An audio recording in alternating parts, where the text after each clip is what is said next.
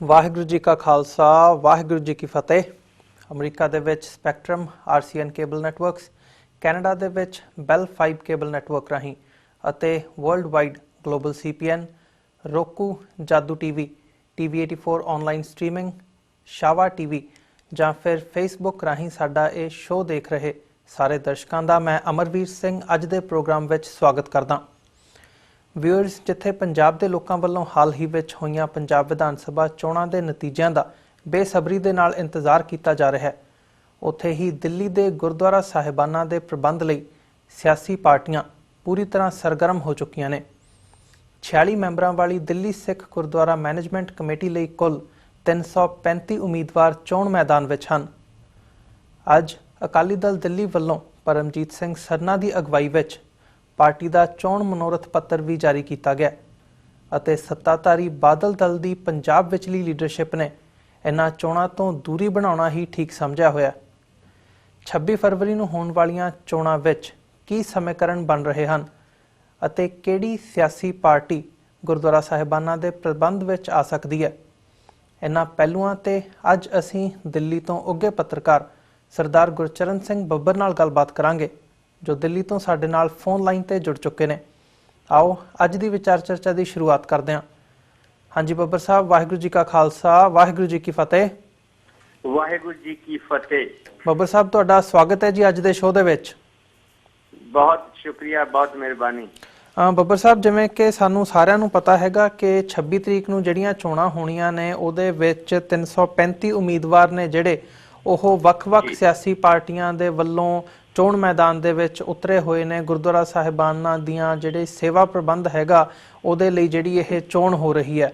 ਸੋ ਪਰ ਇੱਕ ਗੱਲ ਹੈਗੀ ਹੈ ਜਿਹੜੀ ਇਹਦੇ ਵਿੱਚ ਹੈਰਾਨ ਕਰਨ ਵਾਲੀ ਹੈ ਕਿ ਜਦੋਂ ਅਸੀਂ ਆਪਣੀ ਵਿਚਾਰਧਾਰਾ ਦੀ ਗੱਲ ਕਰਦੇ ਹਾਂ, ਸਿੱਖੀ ਦੀ ਗੱਲ ਕਰਦੇ ਹਾਂ, ਗੁਰੂ ਨਾਨਕ ਪਾਤਸ਼ਾਹ ਤੋਂ ਜਦੋਂ ਜਿਹੜੀ ਗੱਲ ਸ਼ੁਰੂ ਹੁੰਦੀ ਹੈ, ਉਹਨਾਂ ਨੇ ਔਰਤ ਨੂੰ ਬਰਾਬਰੀ ਦਾ ਦਰਜਾ ਦਿੱਤਾ ਸਿੱਖ ਧਰਮ ਦੇ ਵਿੱਚ। ਵਿਚਾਰਧਾਰਕ ਤੌਰ ਤੇ ਇਹਦੇ 'ਚ ਕੋਈ ਦੋ ਰਾਏ ਨਹੀਂ ਹੈਗੀ।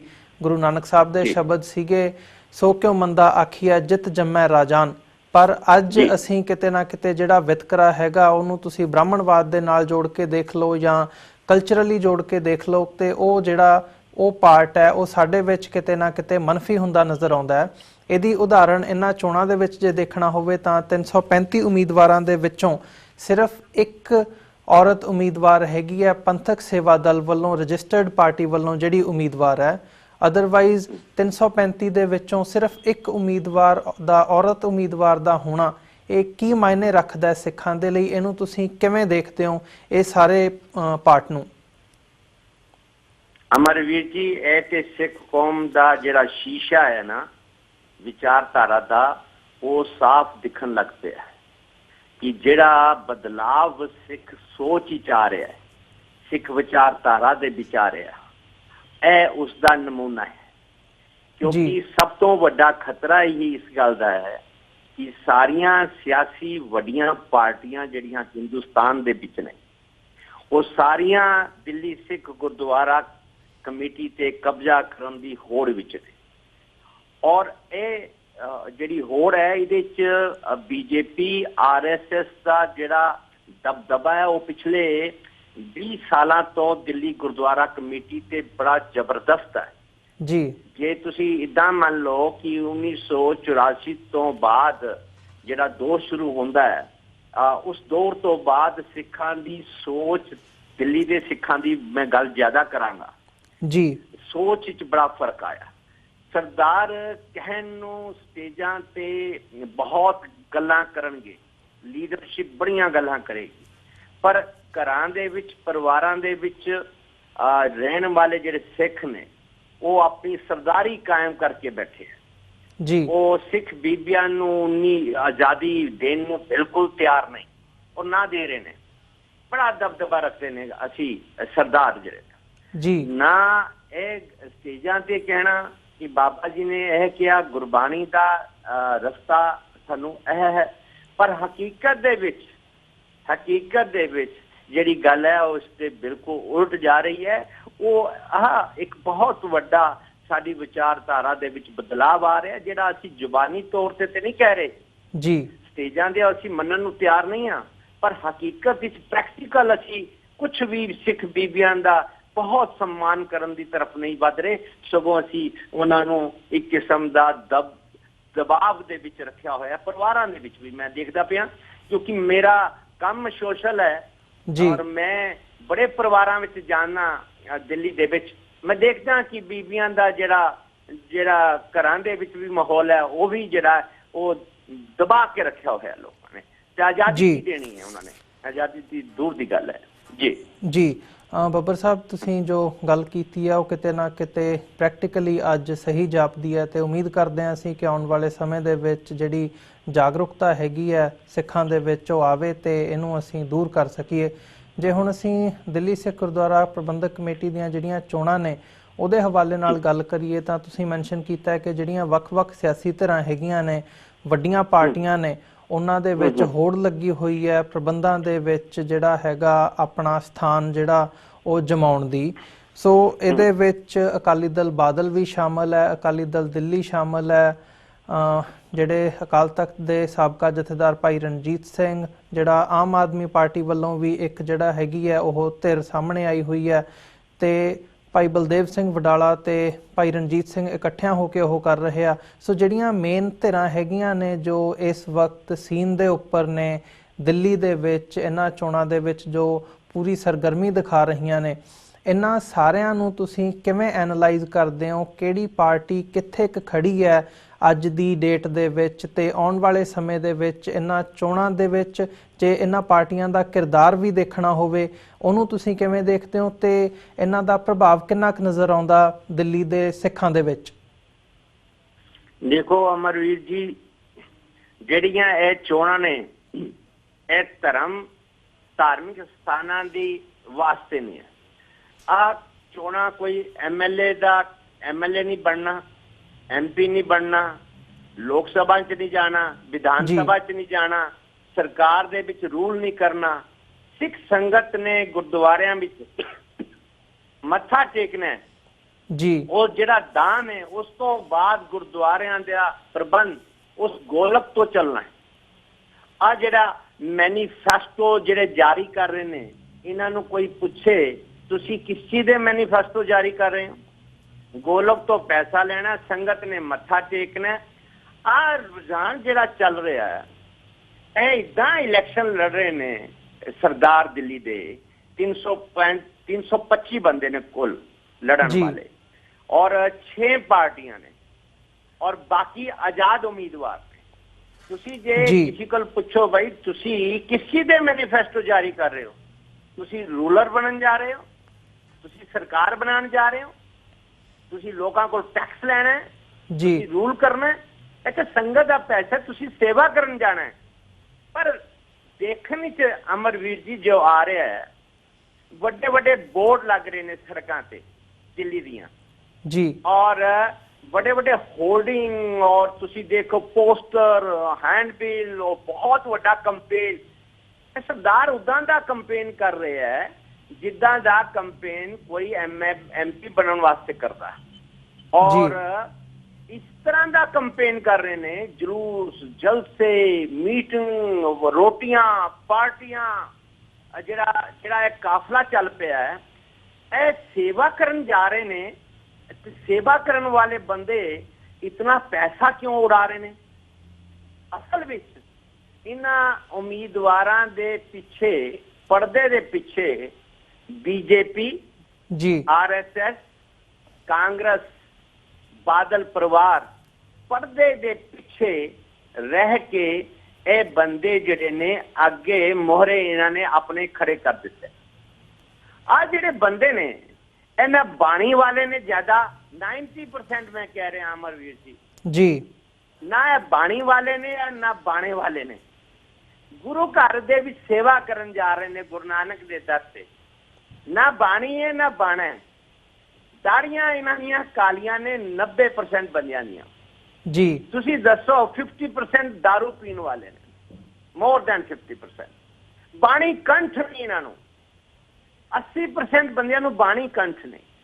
ਤੇ ਮਾਹੌਲ ਕਿਦਾਂ ਦਾ ਬਣ ਗਿਆ ਹੈ?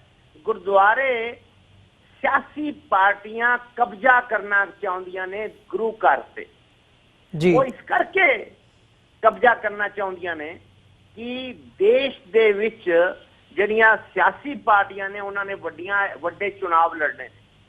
ਆਉਣ ਵਾਲੇ ਦਿਨਾਂ ਵਿੱਚ ਦਿੱਲੀ ਵਿੱਚ ਬੜੀਆਂ ਜਿੱਦਾਂ MCG ਦਾ ਚੁਣਾਵ ਆਉਣਾ, ਜਿੱਦਾਂ 2 ਸਾਲ ਦੇ ਬਾਅਦ ਫਿਰ MLA ਆਉਣੇ ਹੈ, ਫਿਰ ਉਸ ਤੋਂ ਬਾਅਦ MP ਦਾ 2.5 ਸਾਲ ਤੋਂ ਬਾਅਦ ਦੀ ਇਲੈਕਸ਼ਨ ਆਏਗੀ। ਇਹ ਦੂਰ ਤੋਂ ਸੋਚ ਕੇ ਇਹ ਪੋਲੀਟੀਕਲ ਪਾਰਟੀਆਂ ਚਾਹੁੰਦੀਆਂ ਨੇ ਕਿ ਦਿੱਲੀ ਦੇ ਸਿੱਖਾਂ ਨੂੰ ਕੰਟਰੋਲ ਕਰਨਾ ਜੀ। ਤੇ ਸਾਡਾ ਧੜਾ, ਸਾਡੀ ਪਾਰਟੀ ਦੀ ਸੋਚ ਦੇ ਬੰਦੇ ਗੁਰਦੁਆਰਾ ਕਮੇਟੀ ਤੇ ਆ ਜਾਣ, ਸਾਡੇ ਏਜੰਟ, ਸਾਡੇ ਦਲਾਲ ਦਿੱਲੀ ਗੁਰਦੁਆਰਾ ਕਮੇਟੀ ਤੇ ਕਬਜ਼ਾ ਕਰ ਲੈਣ ਤੇ ਫਿਰ ਸਾਨੂੰ ਮੰਚ ਮਿਲ ਜਾਏਗਾ, ਸਿੱਖਾਂ ਦੀਆਂ ਵੋਟਾਂ ਲੈਣ ਵਾਸਤੇ ਸਾਨੂੰ ਵੱਡਾ ਮੰਚ ਮਿਲ ਜਾਏਗਾ ਜੀ। ਇਸ ਕਰਕੇ ਅਮਰਵੀਰ ਜੀ, ਇਸ ਕਰਕੇ ਲਗਭਗ 200 ਕਰੋੜ ਰੁਪਇਆ ਖਰਚ ਹੋਏਗਾ।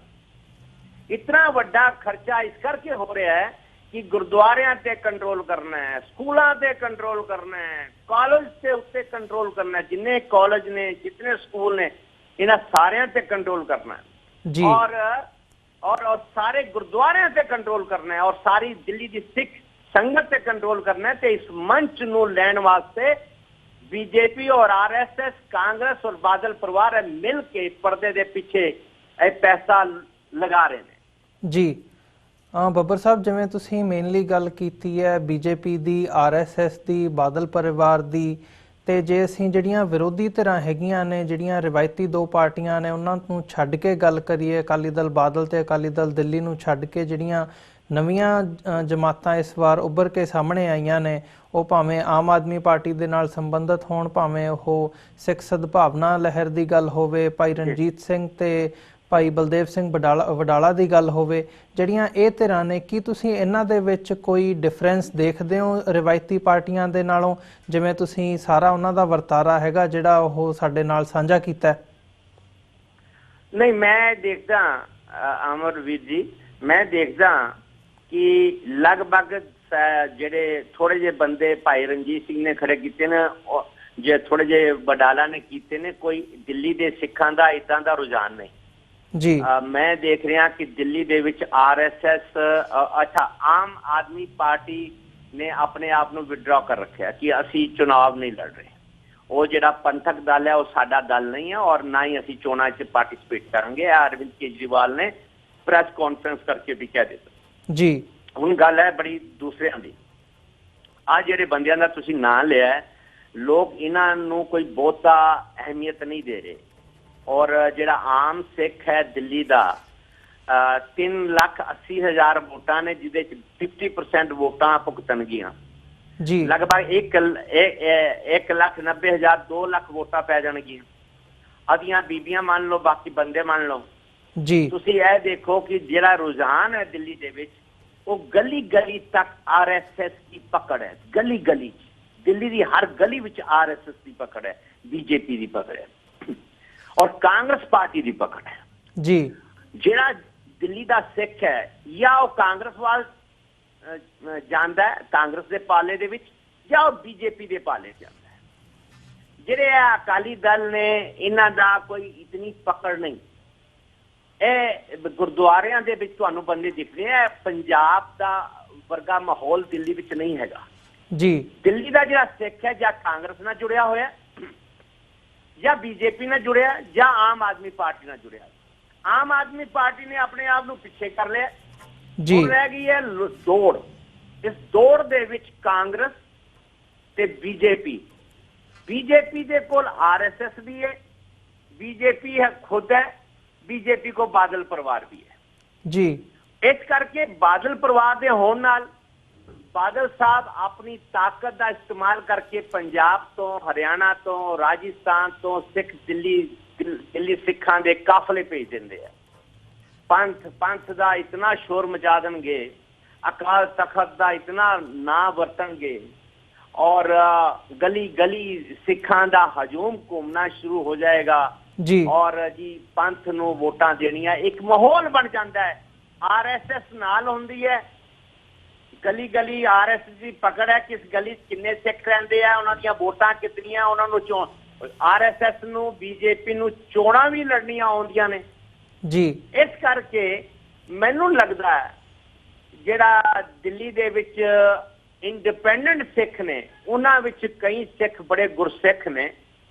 ਮੈਂ ਮੰਨ ਸਕਦਾ ਕਿ 15-20% ਸਿੱਖ ਜਿਹੜੇ ਨੇ ਉਹ ਬਾਣੀ ਕੰਠ ਹੈ ਉਹਨਾਂ ਨੂੰ, ਉਹ ਸ਼ਰਾਬ ਨਹੀਂ ਪੀਂਦੇ ਜੀ, ਉਹ ਸ਼ਰਾਬ ਦੀਆਂ ਪਾਰਟੀਆਂ ਨਹੀਂ ਦਿੰਦੇ, ਉਹ ਜਲਸੇ ਜਲੂਸ ਰੈਲੀਆਂ ਨਹੀਂ ਕੱਢਦੇ, ਉਹ ਵੱਡੇ ਵੱਡੇ ਬੋਰਡ ਹੋਰਡਿੰਗ ਨਹੀਂ ਲਗਾਉਂਦੇ ਜੀ। ਇਸ ਕਰਕੇ ਦਿੱਲੀ ਦੇ ਸਿੱਖਾਂ ਨੂੰ ਚਾਹੀਦਾ ਹੈ ਉਹ ਬਾਣੀ ਵਾਲੇ ਜਿਨ੍ਹਾਂ ਨੂੰ ਗੁਰਬਾਣੀ ਕੰਠ ਹੈ ਉਹਨਾਂ ਨੂੰ ਵੋਟਾਂ ਪਾਣ, ਉਹਨਾਂ ਨੂੰ ਵੋਟਾਂ ਨਾ ਪਾਣ ਜਿਹੜੇ ਦਾੜੀਆਂ ਕਾਲੀਆਂ ਕਰਕੇ ਸੀਨਾ ਫੁਲਾ ਕੇ ਔਰ ਜਿਨ੍ਹਾਂ ਨੂੰ ਬਾਣੀ ਕੰਠ ਨਹੀਂ, ਜਿਹੜੇ ਰੈਲੀਆਂ ਕਰਦੇ ਪਏ ਆ, ਨਾਅਰੇਬਾਜ਼ੀ ਕਰ ਰਹੇ ਆ, ਗਲੀ ਗਲੀ ਸ਼ੋਰ ਮਚਾ ਰਹੇ ਆ, ਹਾਰਨ ਲੈ ਕੇ ਗਲੀ ਗਲੀ ਜਿੰਦਾਬਾਦ ਮੁਰਦਾਬਾਦ ਕਰ ਰਹੇ ਨੇ, ਉਹ ਬੰਦੇ ਧਰਮੀ ਨਹੀਂ ਹੈਗੇ ਜੀ। ਉਹਨਾਂ ਨੇ ਕੋਈ ਪੰਥ ਦੀ ਸੇਵਾ ਨਹੀਂ ਕਰਨੀ, ਉਹਨਾਂ ਨੇ ਗੁਰੂ ਘਰ ਦੀ ਕੋਈ ਸੇਵਾ ਨਹੀਂ ਕਰਨੀ ਜੀ। ਇਸ ਕਰਕੇ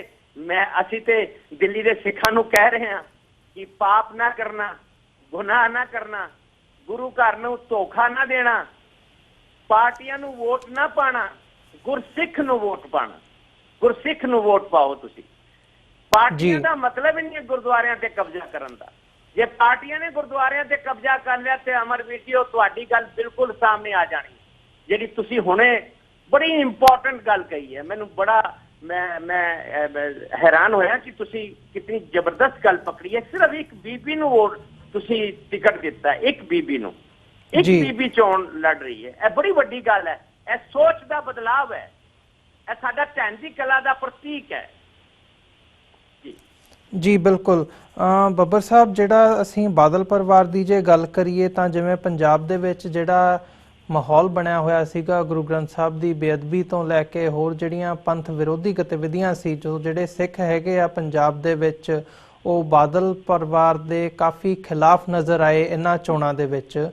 ਤੇ ਇਹੀ ਕਾਰਨ ਕਿਤੇ ਨਾ ਕਿਤੇ ਨਜ਼ਰ ਆਉਂਦਾ ਹੈ ਕਿ ਜਿਹੜੀ ਬਾਦਲ ਪਾਰਟੀ ਹੈਗੀ ਹੈ ਉਹਦੇ ਜਿਹੜੇ ਪੰਜਾਬ ਵਿਚਲੇ ਲੀਡਰ ਨੇ ਉਹ ਦਿੱਲੀ ਚੋਣਾਂ ਦੇ ਵਿੱਚ ਖੁੱਲ੍ਹ ਕੇ ਸਾਹਮਣੇ ਨਹੀਂ ਆ ਰਹੇ ਤੇ ਪ੍ਰਚਾਰ ਦੇ ਵਿੱਚ ਜਿਹੜੀ ਆ ਉਹ ਸ਼ਮੂਲੀਅਤ ਨਹੀਂ ਕਰ ਰਹੇ। ਬਾਦਲ ਪਰਿਵਾਰ ਆਪ ਵੀ ਦੂਰ ਹੈ ਤੇ ਜਿਹੜੇ ਉਹਨਾਂ ਦੇ ਵੱਡੇ ਲੀਡਰ ਨੇ ਉਹ ਵੀ ਦਿੱਲੀ ਦੀਆਂ ਚੋਣਾਂ ਤੋਂ ਦੂਰ ਨੇ।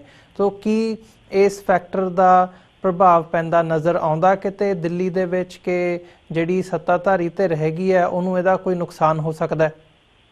ਨਹੀਂ, ਦੇਖੋ ਇਹਨਾਂ ਕੋਲ ਸ਼੍ਰੋਮਣੀ ਕਮੇਟੀ ਹੈ ਅੰਮ੍ਰਿਤਸਰ ਦੇ ਵਿੱਚ ਔਰ ਇਹਨਾਂ ਕੋਲੋਂ ਆਪਣਾ ਅਕਾਲੀਆਂ ਕੋਲ ਜਿਹੜਾ ਸ਼੍ਰੋਮਣੀ ਗੁਰਦੁਆਰਾ ਕਮੇਟੀ ਦਾ ਮੁਲਾਜ਼ਮ ਹੈ, ਦਿੱਲੀ ਗੁਰਦੁਆਰਾ ਕਮੇਟੀ ਦਾ ਮੁਲਾਜ਼ਮ ਹੈ, ਇਹਨਾਂ ਕੋਲ ਪੈਸਾ ਹੈ, ਇਹਨਾਂ ਕੋਲ ਤਾਕਤ ਹੈ, ਇਹਨਾਂ ਕੋਲ ਪ੍ਰਚਾਰ ਦੇ ਸਾਧਨ ਨੇ, ਇਹਨਾਂ ਨੂੰ ਪ੍ਰੈਸ਼ਰ ਵਰਤਣਾ ਆਉਂਦਾ ਹੈ ਔਰ ਨਾਲ ਇਹਨਾਂ ਨਾਲ RSS ਹੈ ਔਰ ਜਿਹੜਾ ਇੱਕ ਇੰਡੀਵਿਜੂਅਲ ਸਧਾਰਨ ਵਿਚਾਰਾ ਸਿੱਖ ਚੋਣ ਲੜ ਰਿਹਾ ਉਹ ਵਿਚਾਰਾ ਹੈ, ਉਹਦੇ ਕੋਲ ਨਾ ਤਾਕਤ ਹੈ, ਨਾ ਬਹੁਤਾ ਪੈਸਾ ਹੈ, ਨਾ ਉਹ ਜ਼ਿਆਦਾ ਸ਼ੋਰ ਨੂੰ ਮਚਾ ਸਕਦਾ ਹੈ, ਨਾ ਉਹਦੇ ਨਾਲ ਬਹੁਤ ਬੰਦੇ ਚੱਲਣਗੇ।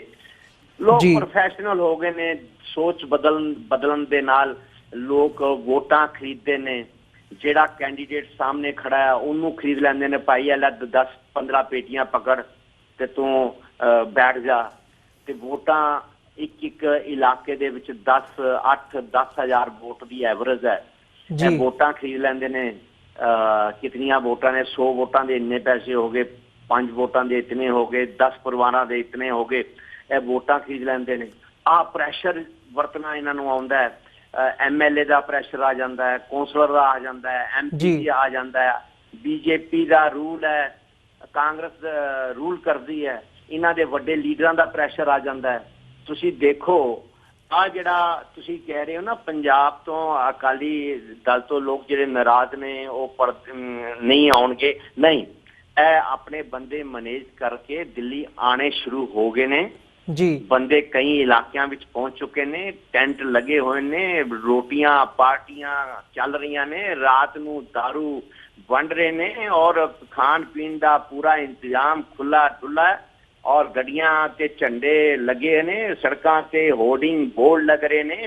ਇਹ ਕੋਈ ਇੰਡੀਵਿਜੂਅਲ ਆਦਮੀ ਨਹੀਂ ਲਾ ਸਕਦਾ ਜੀ।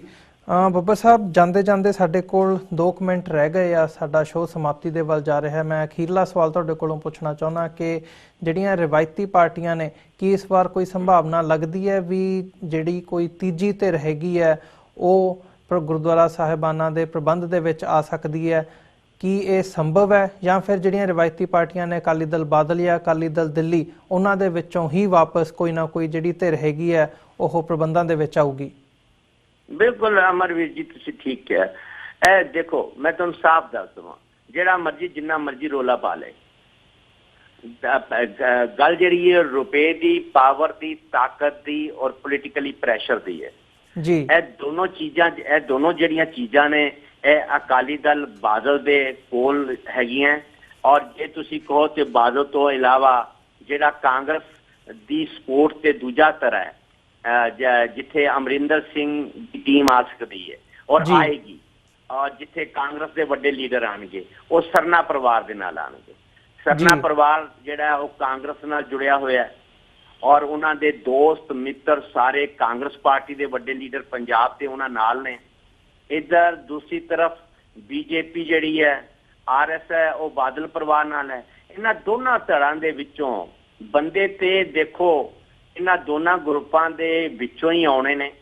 ਤੁਸੀਂ ਜੇ ਆ ਵੀ ਗਏ ਨਾ ਅਮਰਵੀਰ ਜੀ, ਮੇਰੀ ਇੱਕ ਗੱਲ ਤੁਸੀਂ ਯਾਦ ਰੱਖਣਾ, ਤੁਹਾਡੇ ਮੰਚ ਤੇ ਮੈਂ ਕਹਿ ਰਿਹਾ, ਜੇ ਕਿੱਥੇ ਕਾਂਗਰਸ ਸਪੋਰਟਰ ਜਾਂ ਇੰਡੀਪੈਂਡੈਂਟ ਬੰਦੇ ਕੁਝ ਜਿੱਤ ਕੇ ਆ ਵੀ ਗਏ, ਚਾਹੇ ਉਹ ਬਟਾਲਾ ਨਾਲ ਹੋਣ, ਚਾਹੇ ਰਣਜੀਤ ਸਿੰਘ ਨਾਲ ਹੋਣ, ਚਾਹੇ ਆਪੇ ਆਪ ਇੰਡੀਪੈਂਡੈਂਟ ਗੁਰਸਿੱਖ ਖੜੇ ਹੋਣ,